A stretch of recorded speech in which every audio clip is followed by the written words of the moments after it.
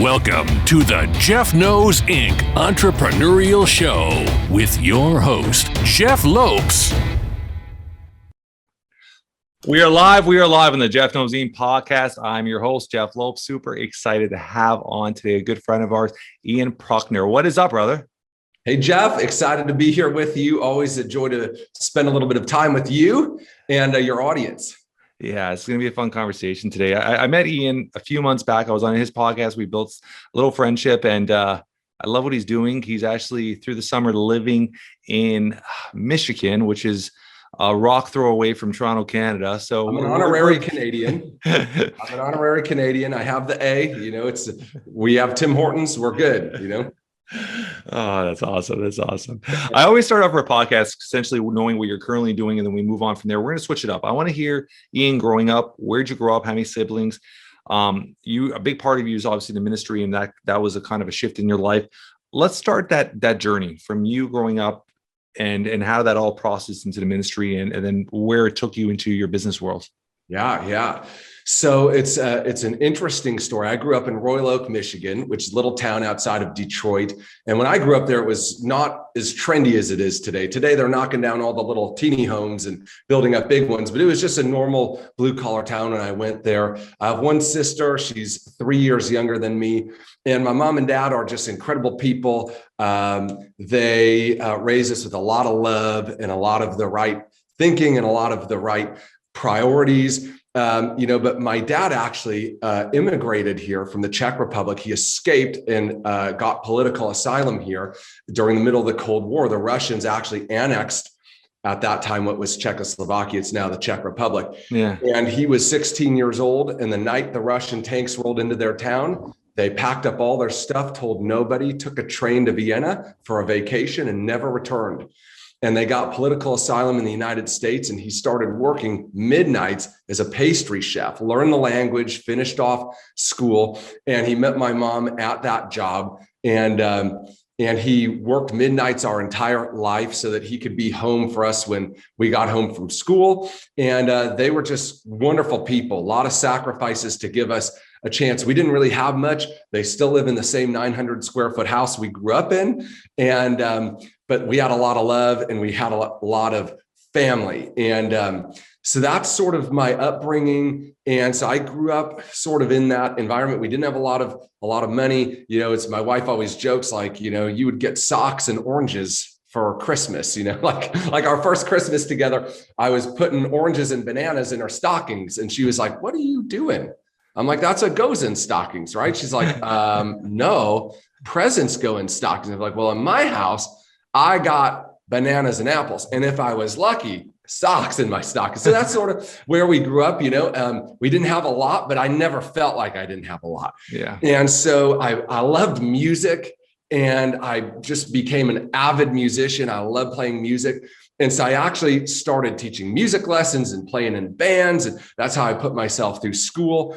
And I actually ended up getting involved full-time in the ministry as a music director for a pretty large local church. And I would run, it was basically rock music, right? Like big stage, sound system, lights. And it was a lot of fun, right? And if you know people who are musicians, if we can make enough money to survive playing music, you're happy. The happiest people in the world. I mean, it was good, right? It was good. I had one problem. Her name was Jessica, and she had taste that was beyond the church musician lifestyle, right? And so I was hustling on the side, trying to do things to make extra money. We were not making very much. I was making $30,000 a year at the church, which was not a lot of money in that area. And so because I was only making that at the church, I was teaching music lessons and playing in bands and singing at weddings and running sound for groups that would come in and whatever I could do. And in the summer of 2006, Jess and I were both working at the church. We were newly married. Her love language is quality time, right? I'm working 3 jobs. We're never seeing each other. She's stressed out. It's not going well. And, we got hired in at $30,000 at the church. We were supposed to go to $40,000. They were in the middle of a building project. We were going to get you there in the next year. And I get called into my boss's office. And I'm walking by her and I'm like, they've seen all my extra work. I'm getting that raise right now, right? I'm getting it early, right? I'm like, we're going to Applebee's tonight, 2 for $20, right? Okay. And I walk into that room, and I don't know if anybody listening to this has ever walked into a meeting where somebody's about to cut your legs out from under you, but you walk in and the atmosphere is just different. It was like weighed 1,000,000 pounds in that room. Yeah. And I sat down. I didn't know what was coming, but I knew it wasn't good. And my boss, Steven, said, Ian, I'm really sorry to tell you this. We're actually going backwards financially. We're a little behind in the building payments. And effective today, we're cutting all staff by 10% in your pay. We're not sure if and when we're going to be able to make it up. I'm very, very sorry. And I'm like, hey, I came here at this. You told me I was going to be here, and we're going backwards. And it felt like I got punched in the stomach, right? Because like, Jeff, we spent our first wedding anniversary, Jess and I, as a pirate and a princess in a kids' vacation Bible school play. Like, that's how involved we were, right? Like, when you work in the ministry, there's no line between employment and serving, right? And so you're there all the time. And I was like, it wasn't good. And we were on thin ice financially, right? And we went home, we did the bills. And for the first time in my life, I was financially scared. We were going to be negative. I did not have enough money to pay my car payment that month. And so my radar went up for how do I make, I was making 30, that 10% pay cut was $3,000, $250 a month. And I started thinking, how do I make an extra $250 a month? I don't want a fourth job. And my best idea was I was going to be a night manager at Rite Aid. Do you guys have Rite Aids where you are? It's like a convenience store. Yeah. Like, Okay. Yeah. So I was going to work there for $14.55 an hour. And I was going to work 3 midnights a week. And that's how I was going to make it up. And I'm like, here, I'm 21 years old. I'm newly married. I never see my wife. I'm broke as a joke. I'm trading 100 hours a week for that privilege of being broke. Right. And I'm like, there's got to be a better way. And about a month goes by, and my boss, Steven, comes to me and he says, Ian, are you still looking to make extra money? And I'm like, Steven, with all due respect, since you are my boss, you see what you pay me here, right? That is the dumbest question anybody's ever asked me. Of course, I'm looking to make extra money, right? And he says this, he says, there's this guy that goes to the church here. He does this thing. That's what he called it. He says, he does this thing, and you could do it part-time, and you'd probably be good at it. You should go talk to him. Sounds sketchy right off the bat. That was real sketchy, right? But here's the deal. So my boss and I had a really good relationship. Even though he cut my pay, we were very close. And he was like one of the smartest guys I ever met. Yeah. He was 22. He's a year older than me. He was running a huge nonprofit with the church. He had bought and sold a couple of companies. Like, this guy was super smart. And I'm like, if he thinks it's good, I'll listen. And so I called the guy up and I'm like, hey, you don't know me. I don't know you. My boss said you might have an opportunity. He says, sure, come by my house, right? I'm like, when? He says, how about in an hour? I'm like, okay, sounds good. I pull up to this guy's house, Jeff. No joke. He's got this castle-looking house on the lake. And I'm like, if this guy ain't selling drugs to kids, I don't even care what he's doing. I'm in. Like, that was my thought, right? Yeah, because most people are broken skeptical. Yeah. Right? I was broken open-minded. Yeah. I was tired of being broke. And I'm like, here's a guy that apparently knows something about making money that I don't know. I'd be a fool to not listen to him. Yeah. And so he started me in my first business. I still have that business today, 16 years later, and it's been generating 7 figures profit annually for a long time now.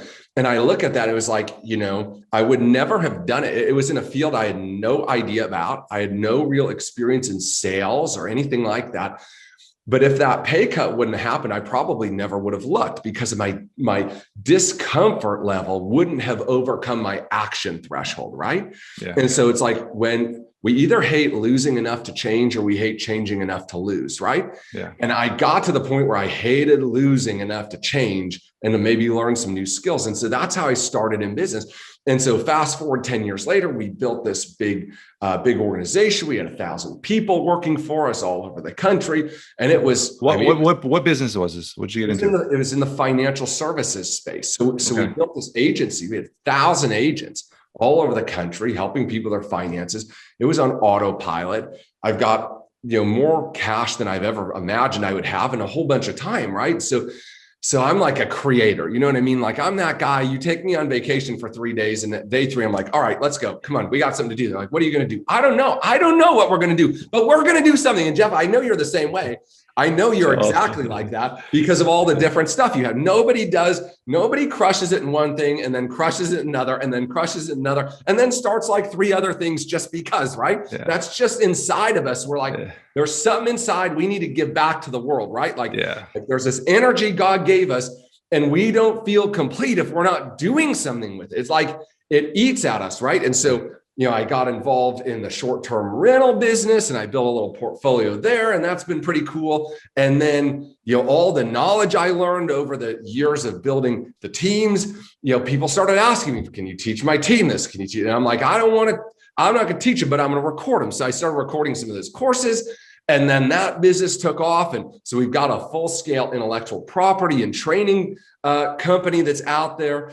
And then, you know, we got involved in the e-com space, and that's been a blast. And I'm just learning so many cool things. I'm meeting so many incredible people.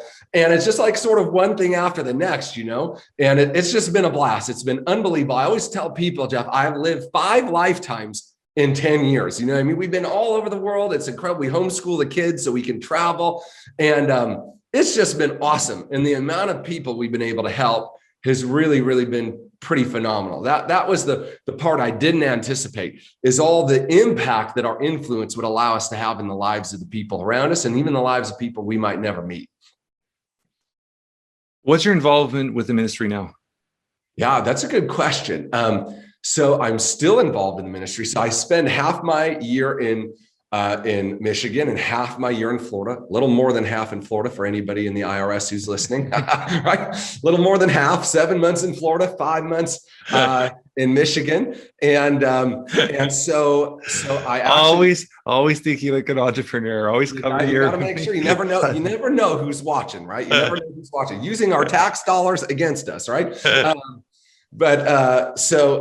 So in my Florida church, I actually help run their music program when I'm down there a couple times a month. Out in my Michigan church, I teach some leadership and small group courses and work with up and coming entrepreneurs, sort of like a think tank resource pool for people who want to do something big in their life. They just maybe don't have the skills or the resources yet. And so we're very involved, but we're not involved on the payroll. We are lay people. It's still a big part of our life.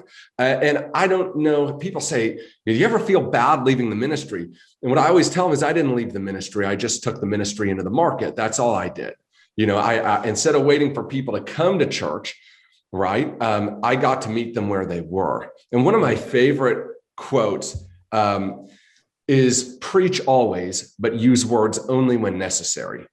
And that's something that always rocked me, because there's a lot of people, they want you to come to the church. They want you to do this, do that, and, you know, fall in line, do this and think this way. And rather than preaching at people with words, we should preach at them with our lives, right? That we should be an example that they say, I want what you have. I don't know what it is that's different about you, but there's something different about you. And that's what we've always tried to do in business to the best of our ability. We're definitely not perfect. And man, I've screwed up more times than you can imagine. But that's always been something that has stayed with us is the ministry is always something we're a part of, no matter where we're doing that.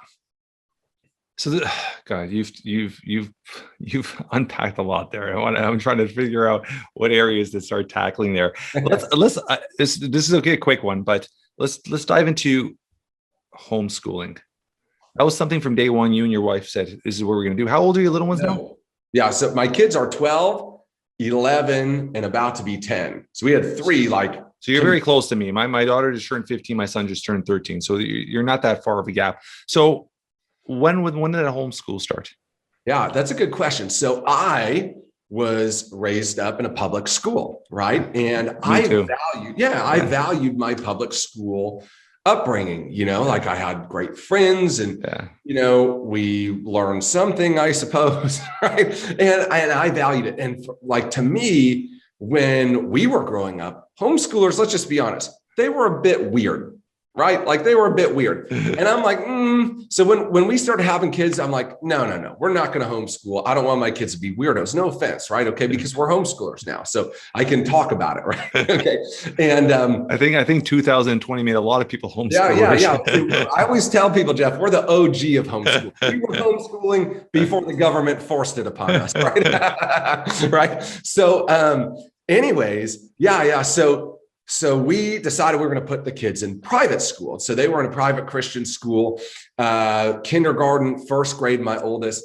And we just love traveling. We hate the cold. So at that point, our businesses were sort of on autopilot. And so we decided we were going to start wintering in Florida. And so we missed 42 school days by being down south. And the school refused to grade our daughter.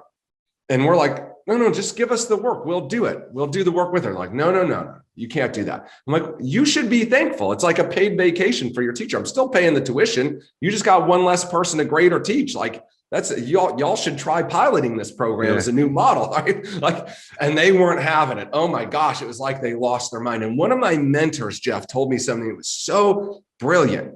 He said, never let schooling get in the way of a good education. I love that. And I thought he was the smartest man in the world till I read that in a Mark Twain book from 100 years earlier, right? I'm like, dang, he didn't quote that, right? He just snatched that one like it was his, right? He's like, woo, let's drop it like Salt Bay homeschooling, right? But that one statement changed my mind about how I look. Never let schooling get in the way of a good education, because those two things aren't the same. It's like never let church get in the way of your relationship with God, because church and God are not the same. And schooling and education are not the same. You can be very, very well educated without the institution of school. And so we decided, well, we probably can't screw them up too bad at first grade. Let's give it a shot. And my wife, God bless her. I mean, listen, all the homeschooling moms, some of the homeschooling dads out there, y'all are the real heroes, right? Because like to spend all day with those little kids sometimes, right? I mean, it can be tough, right? It can be tough. There's a lot of tears and there's a lot of joy, but we wouldn't trade it for the world, because they're like best friends, our kids, and they've traveled the world. Instead of learning about the volcano and the igneous rock, they get to climb the crater, right, in Hawaii, and watch the magma coming up a week before it erupts, right? I mean, they get to go and live in the cultures that they study about. They have businesses to earn their own money instead of learning about business. And so it's really been a pretty phenomenal thing. We've loved every minute of it, wink, wink, right? Yeah. Okay, except for the tough stuff. And so we've been doing it. This is our 8th year now, and we wouldn't change anything. That's awesome. That's awesome. So yeah, there's so many gems in that, right? Because I'm a strong believer in our, especially when the kids get to high school, our educational system is so messed up. I mean, the things they're taught, and I'm seeing my daughter in grade 9 right now, the things they're taught, I mean, they're useless for the real world. Yeah. Oh, absolutely. And I see that. And I always tell people, and this is something I'm very, very, very strict on, and something I talk about on a regular basis, is there's 3 things in our educational system that if they were to apply and put into our system, and I think we talked about it before, like our kids will come out as leaders as simply as public speaking, networking, and sales. If you put those 3 things from day one teaching your kids, they're going to be so much better leaders, better CEOs, better higher income jobs, more entrepreneurs. But in general, I what you're saying is, and it's something I'm strongly believe, because I do that with our kids. We put them out. We're always doing family adventures. We're always teaching them on the outdoors. We're an very outdoor natured family, always traveling and stuff. And street smarts. Me and you grew up, it was street smarts. It's being able to understand and fend for yourself and really, really just learn from the real world. And that's something a lot of parents don't take the time to do nowadays. Yeah. And kids get in the real world. There's nothing like street smart, especially as an entrepreneur, knowing how to navigate your way in a room or navigate your way through a situation. And those are things you just get from experience, being around the right people, right? So I love what you're doing, man, because I think it's something I'm very passionate about. My kids are in school, but we do the other half of it very much. Yeah. And I'm always teaching my kids lessons. My kids are 13 to 15, and I talk about this all the time.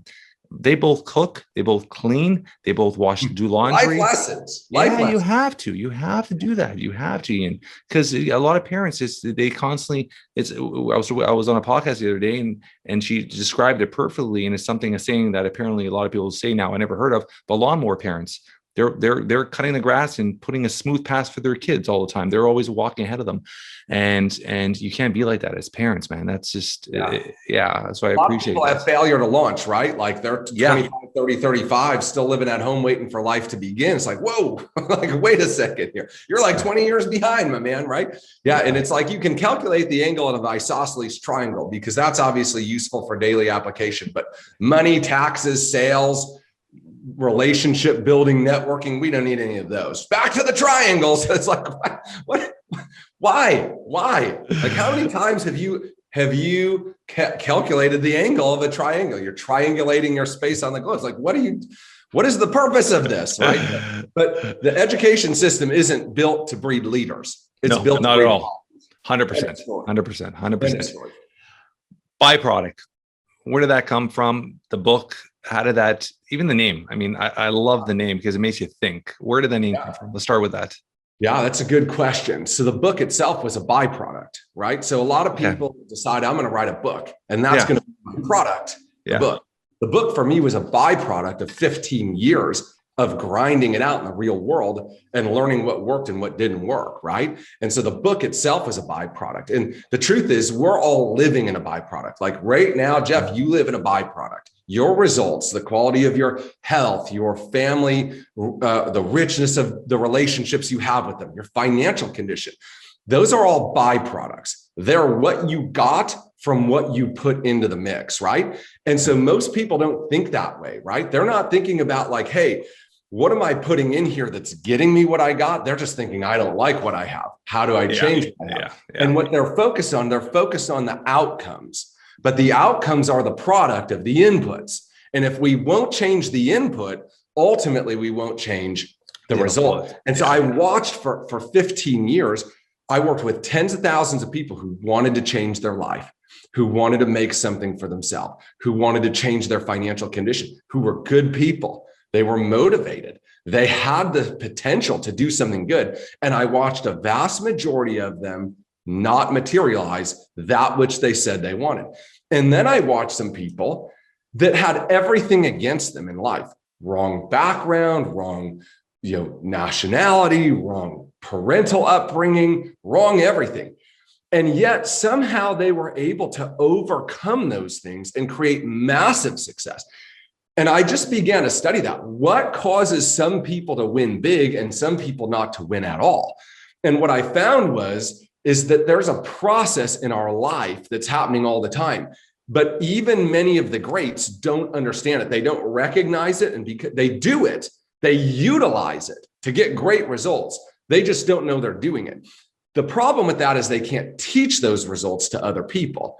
And what I found is there was a process that was happening over and over and over again in people's lives. And if they could recognize it and then direct it, they could literally create anything they want. They go from making 27 grand a year to making that every week or every day or every hour if they wanted to. They could change the quality of their relationships. I was 35 pounds overweight, at a period of time. And I was tired of looking that way. And how many people have started a diet, right? They get tired of looking that way and they say, well, I'm going to start a diet. And so, they're eating bacon gristle and kale, right? Because that's the new fad. And then they join, the gym where they throw tires around and they beat each other up and they jump off of jungle gym bars. And they're like, it's like, oh, I'm going to change, right? And they do for a bit. They change for a week or a month, but eventually they go back to what? To who they were. And that just intrigued me. Why is it so hard for so many people to change? Because they do want the change. They'll even start the process of change, and yet they don't change permanently. And what I found was an idea I called T-BAR. And T-BAR is an acronym that outlines this process. It says thoughts, beliefs, actions, results. Thoughts, beliefs, actions, results. Our thoughts, what we think about often enough, long enough, eventually move from the conscious realm of thought into the subconscious realm of belief. We accept it as true and we begin to operate on it, whether it's true or not. Our beliefs always dictate our actions, not sometimes, but always. Always, yeah. And our actions give us the result. And what I found, Jeff, is most people are out there trying to change their actions to change their life. And while that sort of makes sense from an outsider perspective, because what you do is most closely connected to what you get, right? Like there's definitely no no question there. The problem is what we do is not here by itself. It was not a decision consciously for most of us. It was the byproduct of a belief system. And so what happens when you go on the diet and you go to the gym and then you fall off is you changed your behavior without changing the belief. And so the belief that allowed you to be 35 pounds overweight and not really worry about what you were eating and eat McDonald's and all these things all the time, that belief system was still there. I just covered it with a new action. But eventually, over time, my willpower succumbs to my operating system. My conscious decision succumbs to my unconscious, subconscious decision-making through our belief system. That makes sense to you? Oh, and so what I found was if we wouldn't go back and change our thinking and beliefs, we'd ultimately be doomed to end up right where we are. And so thoughts becoming beliefs, becoming actions, becoming results, that's the byproduct. The result is the byproduct of the thinking, belief systems, and actions that have created it. If we want to change the fruit, we've got to change the root. And that's the heavy lifting. It's easy to start a fad diet. It's hard to look in the mirror and say, why don't I value myself enough to treat my body with the respect it deserves? Because that's a can that's going to take us way back, right? And for some people, into some pretty substantial amounts of pain and trauma. But if we don't deal with it now, we'll be dealing with it forever, right? And so what I learned was we could create virtually any outcome we wanted. I did it myself. I watched all these other people do it. Whatever we wanted, if we could create the thinking and the beliefs that would create that result is the byproduct. And so if we change our thinking, change our beliefs, our actions and our results will change automatically. Think about it like this.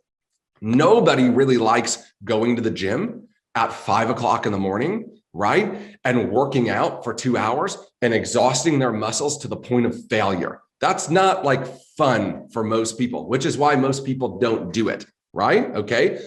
But to the bodybuilder in the gym that's there at 5 o'clock, who's lifting huge weights, he's got 3 buddies there.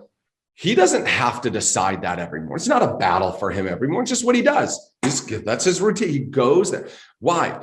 Because his thinking and his belief set have aligned with the actions and the results that he's gotten. He thinks like somebody who values their body and puts time, effort, energy, investing into it. And because he thinks like that, his action's automatic.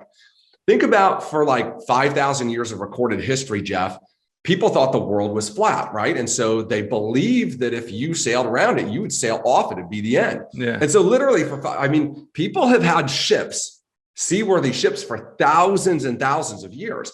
And yet not one person one time decided they'd try to sail around that mug till about 500 years ago, right? And one guy says, all right, I don't believe it's flat. Everybody says, no, that's fine. You believe that. And so he acted on his belief and he sailed around and found some new spots, right? Okay. And so what changed? It was his belief. The only thing that he had the same tools, he had the same facts, the same information available. His belief was different. And so his action was different. You follow that? For 5,000 years, people believed you couldn't fly. So nobody bothered to learn the laws of lift, right? And gravity. They knew them, but they just didn't try to figure it out. And then a couple of people said, no, I believe we can overcome gravity with lift and with inertia. And so let's try. And so around the same time, it's 3-4 people all started to try the same thing.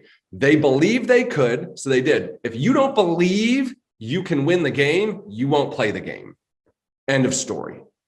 And so most people aren't working on their beliefs. They want a new phrase to say. They want a new software. They want a new algorithm hack. They want an action they can do, not a person they can be. And that's the byproduct. That's the change. And when we think in that way, change becomes easy and autonomous. We don't have to worry about the doing. The doing takes care of itself if we'll worry about the being and the becoming. I love all this because even just the word belief is something a lot of people throw around there, but it's something I'm very passionate about. And I truly have that mindset that visualization, that belief in yourself takes another level. And that's something I think a lot of parents don't work on with their children. And I think the belief system could be taught from a very young age. that self-doubt could be removed from a very young age, right? So that's something I'm very passionate with my kids, and that's something I try to teach a lot of people. Quick question with that, and I'm gonna throw something at you. So I think this is something we've talked about in the past, but if not, when it comes to anything, entrepreneurs that make it, entrepreneurs that don't make it, a lot of people have that question where are you born an entrepreneur or you're not, or are you born a pure athlete or you're not? That word hustle always comes into my mind. And I'm a strong believer that you could give an entrepreneur all the tools, teach them the lessons, hold their hand, guide them. But if they don't have that end result, that hustle, they're not going to be able to achieve. And that's what makes the top entrepreneurs of your world, you, me, people that just keep going, keep building, keep growing, is that drive, that hustle, that what you said, you're on vacation, day 3. Most people just want to relax. Day 3, I'm grabbing up and I'm writing notes of what's my next project, what's my next business venture, and having that original hustle that's born with you. So I'm a strong believer that part of that is built in you. And then when it comes to building what I call habits, we call habits, it's that process of continuously having, I guess it works in what you're saying, that belief in yourself to give yourself enough time to turn it into a habit, and then your body gets adapted to it. So where's your mindset with being born with that hustle, with that drive initially? Yeah, that's a good question. So are leaders born or are they made, right? That's the big question. Yeah. And the answer is a little bit of both, There is a level of skill set or talent that's got to be there, right? Okay. And then there's a level of application of that talent and skill set that's got to be there. There are many talented people. I just did a podcast on this, right? That hunger is greater than talent, because there's plenty of talented people that don't convert their talent into anything of real value. Yeah. And so it's not just talent, and talent many times that's something that's a predisposition to some sort of, unusually high level of achievement in some area. It could be musically, could be 100%. Yeah. Okay, and that's helpful, but not required. Okay, because it's like that old adage, right? That hard work beats talent when talent's not working hard. Eventually, you can make up in the grind and through effort what you lack in talent and natural resources. That's true, but it all does come back to the belief, because you're not going to grind if you don't believe your grind's going to pay off. Here's a belief that I think all entrepreneurs have, and it's something I said to myself thousands and thousands of times coming up on my journey. And that is, if I keep doing the right things long enough, eventually I'll win. The people who don't achieve attribute success to outside things: luck, parents, the right connections, right place, right time, right education, height, weight, beauty, all sorts of things that we don't control. And so if we really, and I know that belief's foreign to you, okay, but that's the predominant belief in the world, right? Is that success is something to do outside of me. And so if I believe that to be true, then I have no obligation to myself to become better. Because even if I did become better, I might still not possess the outside things I need, and I could do all this work for nothing, right? That's the belief system and the subsequent lack of action that comes from it. So the built-in self-doubt. It's not even necessarily self-doubt. Would you call it fear? It could be fear. It's a misplaced belief. It's all it is. It's an erroneous belief. So we can have erroneous beliefs, which are beliefs that we hold to be true, but are not. Yeah. We can have limited beliefs. Those are beliefs that might be true now, but only because of our own limitations, right? Yeah. So like, you might think, well, I can only make $50,000 a year because that's what you're making right now. Well, it is true that you're making $50,000 a year right now. It's not true that you have to stay there. That's a limiting belief. Could be true, but only because of the limitation we put on ourselves. And then there are empowering beliefs, which are true beliefs that when acted upon produce good fruit. Does that sort of make sense to you? Yeah. I don't know that it's fear. I don't know that it's self-doubt. It's erroneous belief. When we believe something that isn't incorrect, like think about the witch trials. Okay. These people burn people at the stake because they believed they were witches, right? So when you have wrong beliefs, you will take wrong actions, and then you'll get really wrong results. And history will prove, right? And you've seen this, one people group oppressing another people group. Yeah. One people group going to war against another people group because they believe something that isn't right. And so then they act on it. So I would look at that. It's just erroneous belief. I have assumed as true things that are not true, like it takes luck to be successful, or that you have to have money to start, instead of critically thinking and saying, if that were true, then nobody who didn't come from money could succeed if that was what created success. But I have these other evidences that say, well, that is at least not totally true. It couldn't be totally, because here's these people who came from nothing and have a lot. And so unexamined beliefs are the cause of, there are cages. They keep us in the place where we are, because where we are is a byproduct of our beliefs. If we change the belief, we can change where we are. That makes sense? Oh, yeah. I come through it from a different angle, but it's all the same thing. I mean, it's exactly what you're saying. And I'm gonna ask you now with yourself. And maybe it's just my self-belief. Maybe this way my upbringing, which was essentially the byproduct of my upbringing, because I was always had that mindset. Whatever I wanted to do, I was able to do it. And I had that mindset even as a kid, where if I said I was going to do something, it had to be done. And then as an adult, I've continued that pattern, right? So you seem very much the same way. So when did you ever have that self? And obviously you went through your story when you're in the ministry and making 30,000 a year. But once you started your career as an entrepreneur and started in the financial world and all that, was there ever moments of that self-doubt or that self-belief in you? There was? Sure. How did you overcome it? Did you have somebody else help you with this, or you did it yourself?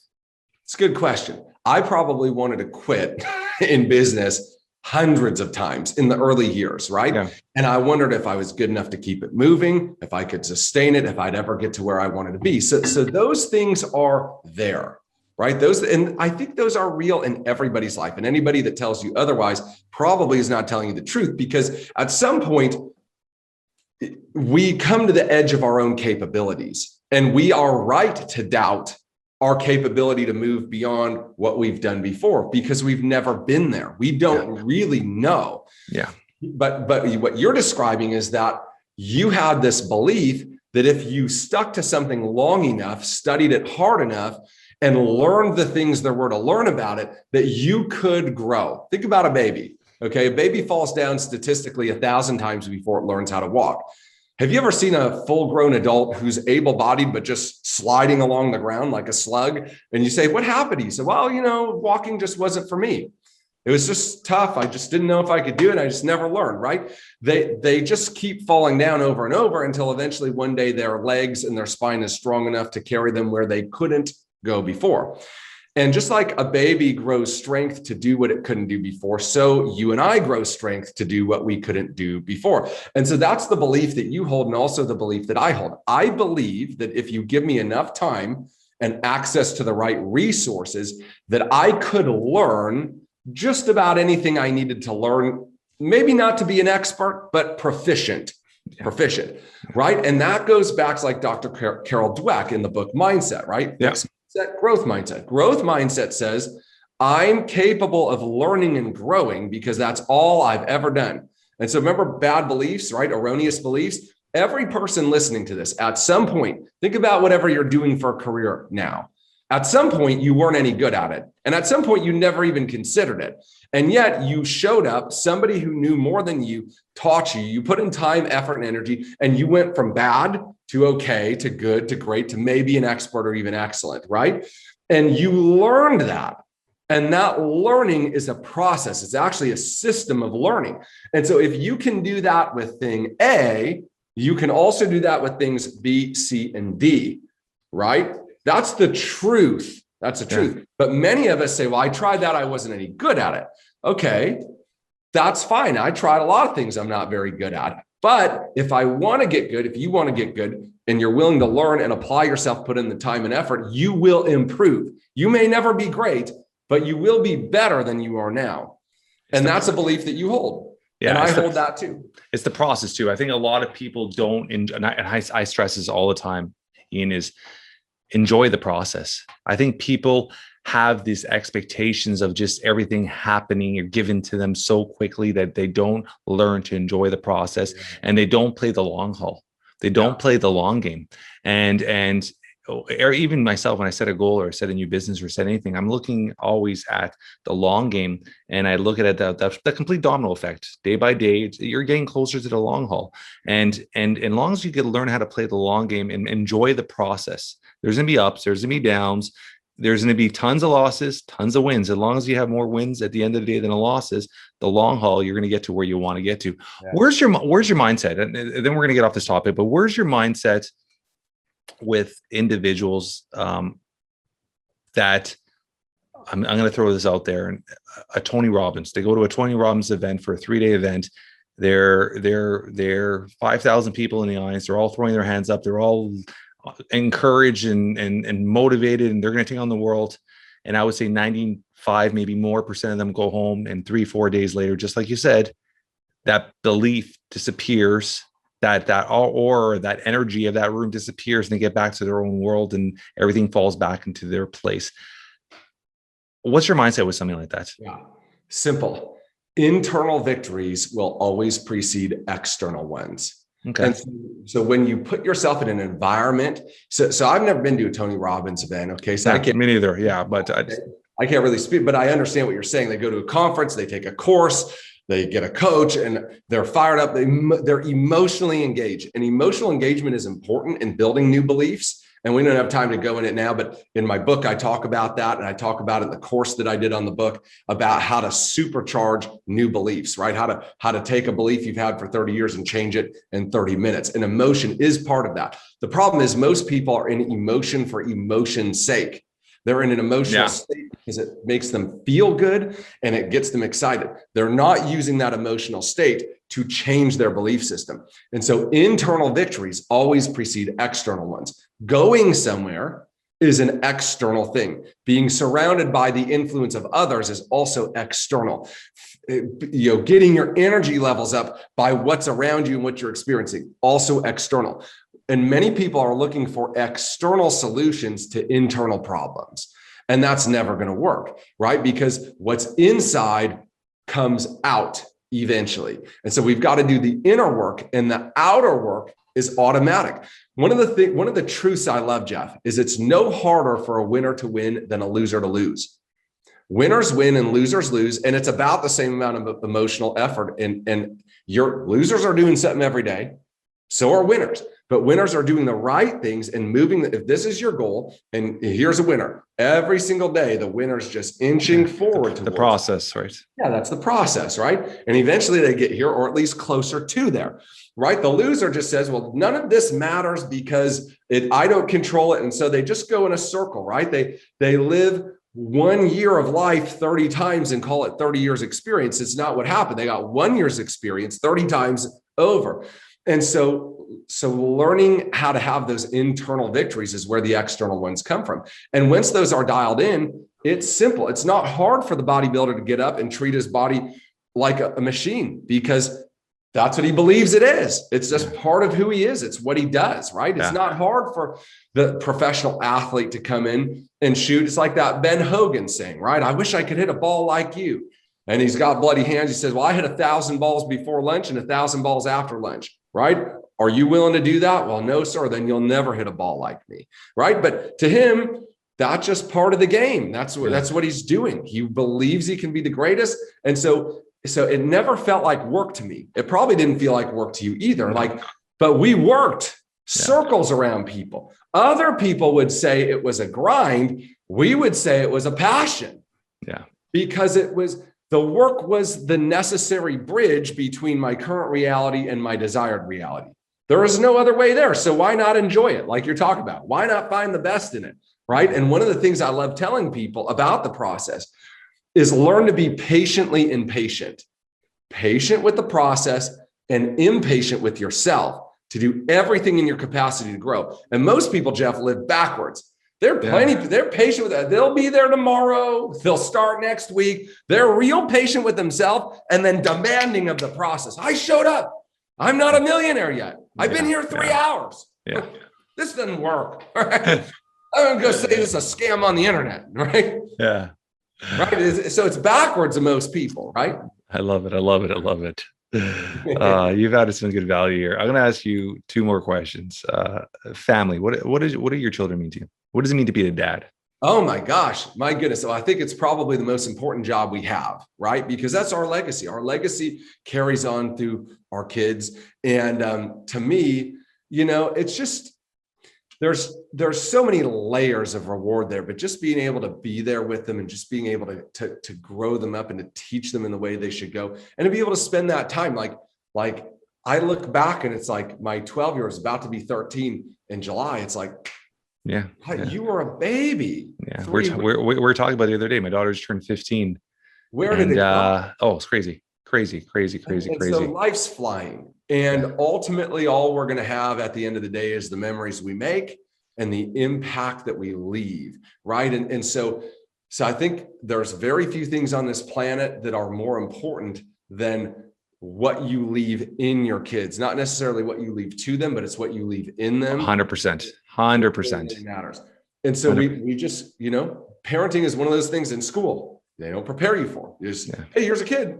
Here's money, figure it out. Good luck. Right. And then they wonder why everybody's broke and divorced. And it's like, well, you could have had like a class, just one on like the major things in life, so I think kids, the flip side of that is I also have run my life in a non-kid centric manner. And so in my belief system, God, spouse, children. And there are many people who make children their God, or many people who put their children above their spouse. And that, I think, is probably not the right way to do it. And the reason why is when you do that, right, and things are out of order, you have no true north. And one day you're going to need a true north. Because if you're the standard, then you're always right. And that's a pretty narcissistic and limited way to live, right? Okay. Also, you see people who put their kids in front of their spouses and the spousal relationships deteriorate, and then those relationships break apart. And what you're doing is you're actually damaging the children that you thought you were putting first. And you're teaching them about creating dysfunctional relationships and how to have wrong priorities. Modeling when it comes to kids is very, very important.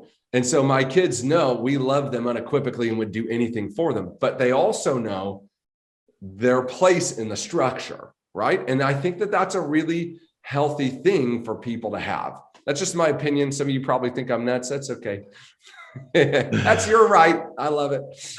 Last thing I'm going to ask you today, kind of like a living eulogy. If something were to happen to you today in a few words, how would you want to be remembered or described by your loved ones? Oh my goodness. I think somebody asked me this before, and I said the one word I think they would describe me as is committed. He was committed. He was committed to his family. He was committed to his kids. He was committed to his dreams. He was committed to his teams. He was committed to his vision. He was committed to the cause. And so to me, that's what I hope I'd be remembered by, is that when things were good or when things were bad, you'd find Ian doing what he does. When he's sick or well, when he's old or young, that he's committed, that you know where you can find him and what he's going to be standing for. And that's my prayer, right? Is that I can make it to the end of this life, having honored the things that mattered to me the most and having lived the best that I was capable of living to honor those things. That's a beautiful way to live. If you could do that, I mean, it's precious, right? Easier said than done. Yeah, of course. So audience, where can they get a hold of you? Where can they find you? Anything you want to finish off with here? Yeah, for sure. So easiest place to find me is on Instagram at Ian Prunker. You can search me on there. Be careful. There's always 3 or 4 people impersonating me at any given time. So make sure if you're going to follow me, follow the guy with the most followers and the most posts. Okay. If I posted twice and got 600 people, that ain't me. Okay. That's somebody who's going to ask you for your credit card to buy Bitcoin in Singapore. Okay. So so Ian at Ian Prunker on Instagram. You can follow me on Clubhouse under the same handle. And then Jeff, you talked about my book, ByProduct. You can get that on Amazon, on Target, on Walmart, really anywhere you can buy books, you can get that and check it out for sure. And for those of you who are like, you know what, I'm tired of wanting to change and not changing. You know, it's the Bible. Paul talked about it. He said, the things I want to do, I don't want to do, right? The things I want to do, I don't do. And the things I don't want to do, I do. Then the biggest gap, Jeff, is the gap between knowing what to do and doing it, right? Like we all know, I want to get more healthy, eat better, exercise. We all know what to do. We just can't do it. I actually did a masterclass on the book. So one of the dangers of reading a book is you get, oh, this is great information, or you listen to this podcast, right? Oh, this is great information. And then you don't apply it. So it actually doesn't enrich your life at all, right? And so I recorded a course on the book, Jeff, that's a 9-hour masterclass intensive, 50 exercises, a workbook to actually teach you the processes of creating sustainable change in your life. And so if that's something you guys are interested in, you follow me on Instagram and you can just DM me the word course, and I will send you my personal discount link on that. So don't buy it out there online. That's for all the people who find me randomly, not for buddies, right? So just send me a DM course. I'll send it over to you. And I know it will help you like it helped me. Love it. Love it. Love it. Love it. I appreciate you, brother. This has been a really, really good conversation. Really good conversation. I'm happy we had the chance to record this today. So thank you so much for coming on, Ian. Yeah, thanks, Jeff. I appreciate you. Thank you, brother.